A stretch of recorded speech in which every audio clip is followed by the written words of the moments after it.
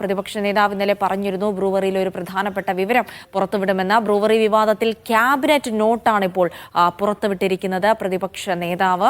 ഇതുമായി ബന്ധപ്പെട്ട വാർത്തയുടെ വിശദാംശങ്ങളിലേക്ക് പോകുന്നു. KR സാജു വിവരങ്ങൾ നൽകാനായി ചേരുന്നു. സാജു, ക്യാബിനറ്റ് നോട്ട് പുറത്തുവിടുമ്പോൾ സ്വാഭാവികമായും അതിൽ ലഭിക്കുന്ന വിവരങ്ങൾ എന്തൊക്കെയാണ്? ഏതൊക്കെ രീതിയിലുള്ള ആശയവിനിമയങ്ങൾ നടന്നു? എന്തൊക്കെ വിവരങ്ങൾ നമുക്കിപ്പോൾ ലഭിക്കുന്നു സാജു?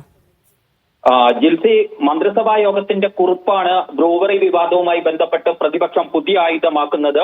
ആ കുറിപ്പ് പ്രതിപക്ഷ നേതാവ് VD സതീശൻ ഇപ്പോൾ പുറത്തുവിട്ടിരിക്കുന്നു. ഇതുപ്രകാരം മറ്റു വകുപ്പുകളുമായി മന്ത്രിസഭാ യോഗത്തിൽ വരുന്നതിന് മുന്നോടിയായുള്ള കൂടിയാലോചനകൾ നടന്നിട്ടില്ല എന്ന് കുറിപ്പിൽ നിന്ന് വ്യക്തമാണ്. കുറിപ്പിന്റെ ക്യാബിനറ്റ് നോട്ടിന്റെ 6ാമത്തെ ഖണ്ഡികയിൽ അക്കാര്യം വ്യക്തമാക്കുന്നുണ്ട്. ഏതെങ്കിലും വകുപ്പുകളുമായി ആശയവിനിമയം നടത്തുകയോ അനുമതി നേടുകയോ ചെയ്തിട്ടുണ്ടോ എന്ന ആ ചോദ്യത്തിന് ഇല്ല എന്നാണ് ആ കോളത്തിൽ രേഖപ്പെടുത്തിയിരിക്കുന്നത്.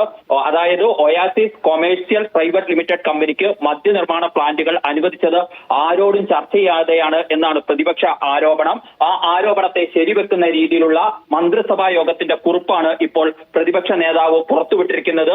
മറ്റൊരു വകുപ്പുമായി ആലോചിച്ചിട്ടില്ല എന്നുകൂടി വ്യക്തമാകുന്നു. 32/G3 2024 നികുതി എന്നാണ് ഫയൽ നമ്പർ. പാലക്കാട് ഉപതെരഞ്ഞെടുപ്പിന് പ്രചാരണം നടക്കെ കഴിഞ്ഞ വർഷം നവംബർ 8-നാണ് ഫയൽ മന്ത്രിസഭാ യോഗത്തിന് സമർപ്പിക്കാനുള്ള ഉത്തരവ് മുഖ്യമന്ത്രി നൽകുന്നത്. ഇതിൽ മറ്റൊരു വകുപ്പിന്റെ ഞാൻ നേരത്തെ സൂചിപ്പിച്ച പോലെ അനുമതി നേടിയിട്ടില്ല എന്നാണ് വ്യക്തമാകുന്നത്.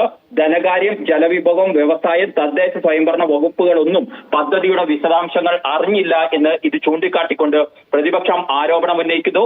മുന്നണിയിലും ചർച്ച ചെയ്തതായി അറിവില്ല. എന്തിനാണ് ഇത്രമാത്രം രഹസ്യ സ്വഭാവം ഇതിനകത്ത് പുലർത്തിയത് എന്ന ചോദ്യമാണ് ചോദിക്കുന്നത്. ഒയാസിസ് അല്ലാതെ മറ്റൊരു കമ്പനിയും ഇത്തരം പ്ലാന്റുകൾ തുടങ്ങുന്നതിനെ കുറിച്ചിട്ട് അറിഞ്ഞിട്ടില്ല എന്നതടക്കമുള്ള കാര്യങ്ങൾ ആരോപിക്കുന്നുണ്ട് ഇക്കാര്യത്തിൽ പ്രതിപക്ഷം എന്നതാണ് പ്രധാനപ്പെട്ട കാര്യം. ഇതിനകത്ത് എക്സൈസ് മന്ത്രി നിരന്തരം ആവർത്തിക്കുന്ന വാദം മന്ത്രിസഭാ നോട്ടിൽ പൊളിയുന്നുണ്ട് എന്നുകൂടി പ്രതിപക്ഷ നേതാവ് ചൂണ്ടിക്കാണിക്കുന്നുണ്ട്. മദ്യ ഉൽപാദനത്തിന് ആവശ്യമായ എക്സ്ട്രാ ന്യൂട്രൽ ആൽക്കഹോൾ കേരളത്തിൽ തന്നെ ഉൽപ്പാദിപ്പിക്കാൻ പ്രോത്സാഹനം നൽകുമെന്ന് മാത്രമാണ് 2023-24 മദ്യനയത്തിൽ പറഞ്ഞിരിക്കുന്നത്. ഇക്കാര്യം മന്ത്രിസഭാ യോഗത്തിന് മുന്നിൽ വന്ന കുറിപ്പിൽ സമ്മതിക്കുന്നുണ്ട്. ഈ ഒരൊറ്റ തീരുമാനത്തിന്റെ ബലത്തിലാണ് ethanol plant, multi feed distillation unit, Indian നിർമ്മിത വിദേശ മദ്യ bottling unit, brewery malt spirit plant, brandy wine plant എന്നിവയ്ക്ക് ഒറ്റയടിക്ക് അനുമതി നൽകിയത് എന്ന് പ്രതിപക്ഷ നേതാവ് ചൂണ്ടിക്കാണിക്കുന്നു. ഈ വിഷയത്തിൽ LDF ഘടകകക്ഷികളുടെ അഭിപ്രായം അറിയാൻ തങ്ങൾക്ക് താല്പര്യമുണ്ട് എന്നുകൂടിയാണ് അദ്ദേഹത്തിന്റെ വാർത്താക്കുറിപ്പ് വിശദീകരിക്കുന്നത്. ഇനി ക്യാബിനറ്റ് നോട്ട് നമ്മൾ വിശദമായി പരിശോധിച്ചാൽ അതിനകത്ത് ഒരു ഭേദഗതിയോടുകൂടി മാത്രമാണ് ഇത് അംഗീകരിച്ചിരിക്കുന്നത്. അസംസ്കൃത വസ്തുവായി അരി ഉപയോഗിക്കുമ്പോൾ ബ്രോക്കൺ റൈസ് മാത്രമേ ഉപയോഗിക്കാൻ പാടുള്ളൂ എന്ന ഭേദഗതിയോടുകൂടി കുറിപ്പിലെ നിർദ്ദേശം അംഗീകരിച്ചു എന്ന് പറഞ്ഞുകൊണ്ടാണ് ഇത് മന്ത്രിസഭാ യോഗം അംഗീകാരം നൽകിയിരിക്കുന്നത് എന്നുകൂടി ഇതിനകത്ത് നിന്ന് വ്യക്തമാണ്. അതായത് ഒരു കാര്യം വ്യക്തമാണ്, മന്ത്രിസഭാ യോഗത്തിന് മുമ്പിലെത്തുന്നതിന് മുമ്പ് ഈ ഫയലിന്മേൽ മറ്റു വകുപ്പുകളിൽ കാര്യമായ ചർച്ചകൾ ഒന്നും നടന്നിട്ടില്ല എന്ന കാര്യം നമുക്ക് ഇതിൽ നിന്ന് വ്യക്തമാകാം. അതായത് ഈ മന്ത്രിസഭാ യോഗത്തിന്റെ മുഖ്യമന്ത്രി മന്ത്രിസഭാ യോഗത്തിലേക്ക് വെക്കുന്ന കുറിപ്പിന്റെ 6ാമത്തെ കാര്യം മറ്റേതെങ്കിലും വകുപ്പുമായി ആലോചിച്ചിട്ടുണ്ടോ, ഉണ്ടെങ്കിൽ അവരുടെ അഭിപ്രായം മന്ത്രിസഭാ യോഗത്തിനുള്ള കുറിപ്പിൽ ഉൾക്കൊള്ളിച്ചിട്ടുണ്ടോ എന്നാണ്. ഇല്ല എന്നാണ് ഈ 2 ചോദ്യത്തിനുമുള്ള മറുപടിയായി രേഖപ്പെടുത്തിയിരിക്കുന്നത്. അതായത് അതിൽ തന്നെ വലിയ അസ്വാഭാവികതയുണ്ട്. ഇത്തരം ഒരു പദ്ധതിക്ക് അനുമതി കൊടുക്കുമ്പോൾ അതത് വകുപ്പുകളുമായി ബന്ധപ്പെട്ട് പ്രത്യേകിച്ച് പാലക്കാട് ഇപ്പോൾ ഏറ്റവും ഉയർന്നു വരുന്നത് കുടിവെള്ള പ്രശ്നം, കർഷകരുടെ പ്രശ്നമാണ്. അപ്പോൾ ഈ കൃഷി ജലസേചന വകുപ്പുമായി ബന്ധപ്പെട്ട് യാതൊരു തരത്തിലും ഈ പദ്ധതിയുമായി ഒരു കൂടിയാലോചന ഉണ്ടായിട്ടില്ല എന്നുള്ളത് തന്നെ വലിയ ദുരൂഹത ഉണ്ടാക്കുന്നുണ്ട് എന്നുള്ളതാണ്. പിന്നീട് ജലദൗർലഭ്യം ഇല്ല എന്നൊക്കെ പറഞ്ഞ് തടിയുരാൻ ശ്രമിച്ചെങ്കിലും വകുപ്പിൻ്റെതായ ഒരു അഭിപ്രായം ഇക്കാര്യത്തിൽ തേടിയിട്ടില്ല എന്ന് പറയുന്നു. വലിയ അസ്വാഭാവികത. അതായത് ഇപ്പോൾ മുന്നണിക്കകത്ത് തന്നെ വലിയ പ്രശ്നങ്ങളിലേക്ക് നയിക്കാൻ സാധ്യത. ഇപ്പോൾ തന്നെ ആ പ്രശ്നങ്ങളൊക്കെ തലപൊക്കി തുടങ്ങുകയും ചെയ്തിരിക്കുന്നപ്പോൾ അത്തരത്തിലുള്ള ഒരു കൂടിയാലോചനയും ഇല്ലാതെ ഏകപക്ഷീയമായി തന്നെ ഈ മന്ത്രിസഭ നോട്ട് അംഗീകരിച്ചു എന്ന് മനസ്സിലാക്കണം അല്ലേ?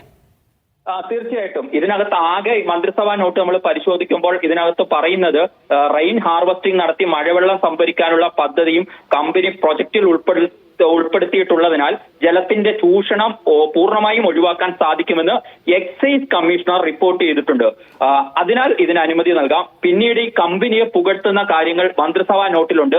നേരത്തെ ഉത്തരവിൽ ഉണ്ടായിരുന്നത് പോലെ തന്നെ ഈ രീതിയിൽ മൾട്ടി ഫീഡ് പ്രൊജക്ട് തെക്കേ ഇന്ത്യയിൽ ആദ്യത്തെ സംരംഭമാണ്. കേന്ദ്ര സർക്കാരിന്റെ കീഴിലുള്ള ഓയിൽ കമ്പനികൾ വിളിച്ച ടെൻഡറിൽ എഥനോൾ ഉൽപാദനത്തിന് പരിചയസമ്പന്നരായ സംരംഭകരുടെ ലിസ്റ്റിൽ ഒയാസിസ് കൊമേഴ്സ്യൽ പ്രൈവറ്റ് ലിമിറ്റഡ് മാത്രമാണ് ഷോർട്ട് ലിസ്റ്റ് ചെയ്തിട്ടുള്ളതെന്നും ഇതുപോലുള്ള പ്രൊജക്ട് ഹരിയാന, പഞ്ചാബ്, രാജസ്ഥാൻ, മധ്യപ്രദേശ്, ഉത്തർപ്രദേശ് എന്നീ സംസ്ഥാനങ്ങളിൽ കഴിഞ്ഞ 20 വർഷമായി നടത്തി വിജയിപ്പിച്ച പരിചയസമ്പന്നതയും സാങ്കേതിക പ്രാവീണ്യം എന്നിവ കൊണ്ട് ഒയാസിസ് ഗ്രൂപ്പിനെ ഓയിൽ കമ്പനികൾ കേരളത്തിലേക്ക് ഷോർട്ട് ലിസ്റ്റ് ചെയ്തിട്ടുണ്ടെന്നും ഈ സ്ഥാപനം പാലക്കാട് ജില്ലയിൽ സ്ഥാപിക്കുകയാണെങ്കിൽ അത് കൂടുതൽ തൊഴിലവസരങ്ങൾ സൃഷ്ടിക്കുമെന്നും സർക്കാരിന് സാമ്പത്തിക നേട്ടം ഉണ്ടാക്കുന്നതിന് കാരണമാകുമെന്നും എക്സൈസ് കമ്മീഷണർ റിപ്പോർട്ട് ചെയ്തിട്ടുണ്ട് എന്ന് പറഞ്ഞുകൊണ്ട് ആ കമ്പനിയെ വലിയ രീതിയിൽ ഉയർത്തി കാണിക്കുന്നുണ്ട് ഇതിനകത്ത് എന്നുള്ളത് വളരെ പ്രധാനപ്പെട്ട കാര്യമായി നമുക്ക് എടുത്തു പറയേണ്ടതുണ്ട്. ഒപ്പം തന്നെ സംസ്ഥാനത്തിന് ആവശ്യമായ അസംസ്കൃത വസ്തുക്കളിൽ കേരളത്തിൽ സ്ഥാപനത്തിന് ആവശ്യമായ അസംസ്കൃത വസ്തുക്കളിൽ കേരളത്തിൽ ഉൽപ്പാദിപ്പിക്കുന്ന കാർഷിക വിളകൾ ഉൾപ്പെട്ടുള്ളതിനാൽ അത് കേരളത്തിന്റെ കാർഷിക മേഖലയ്ക്ക് സഹായകരമാകുമെന്നും എക്സൈസ് കമ്മീഷണർ റിപ്പോർട്ട് ചെയ്തിട്ടുണ്ട് എന്നുള്ളതാണ്. അതായത് വിവിധ വകുപ്പുകളിൽ എങ്ങും ചർച്ച നടത്തിയിട്ടില്ല. എക്സൈസ് മന്ത്രിയുടെ വകുപ്പിലെ എക്സൈസ് കമ്മീഷണറുടെ ഒറ്റ റിപ്പോർട്ടിനെ ആധാരമാക്കിയാണ് ഇത് മന്ത്രിസഭാ യോഗത്തിന്റെ മുന്നിലേക്ക് കൊണ്ടുവന്ന് മന്ത്രിസഭാ യോഗത്തിന്റെ പരിഗണനയ്ക്ക് വെച്ച് ഇത് പാസാക്കി കൊടുത്തത് എന്ന കാര്യമാണ് ഈ പുറത്തു വന്ന ക്യാബിനറ്റ് റിപ്പോർട്ടിൽ നിന്നും വ്യക്തമാകുന്നത്. ഇതിൽ ആവശ്യമായ കൂടിയാലോചനകൾ നടന്നിട്ടില്ല വകുപ്പുകളിൽ എന്ന പ്രതിപക്ഷത്തിന്റെ ആരോപണത്തിന് കരുത്തു പകരുന്നതാണ് ഇപ്പോൾ പ്രതിപക്ഷം തന്നെ പുറത്തുവിട്ടിരിക്കുന്ന ഈ ക്യാബിനറ്റ് നോട്ട് എന്ന കാര്യം നമ്മൾ എടുത്തു പറയേണ്ടിയിരിക്കുന്നു എന്നുള്ളതാണ്.